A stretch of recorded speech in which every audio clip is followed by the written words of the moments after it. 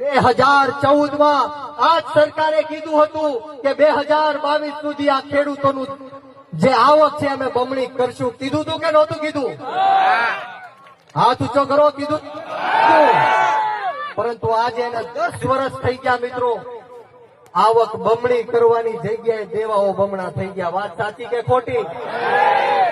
આજ ખેડૂતોનું દેવું 2014 માં 75,000 કરોડ રૂપિયા હતું અને આજે 10 વર્ષ પછી આજ ખેડૂતોનું દેવું 1,51,000 કરોડ કરતા પણ પાર થઈ ગયું છે. મિત્રો મારે તમને આજે કહેવું છે, મારે અહીંયા એક એક બેઠેલા યુવાનને કહેવું છે કે યુવાનો, ખેડૂતો માટે જાગો, ખેડૂતો માટે લડત લડો.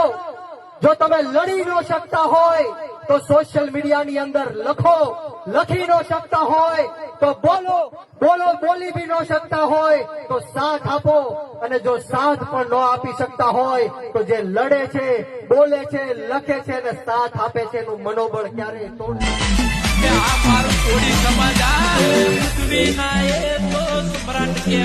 મારા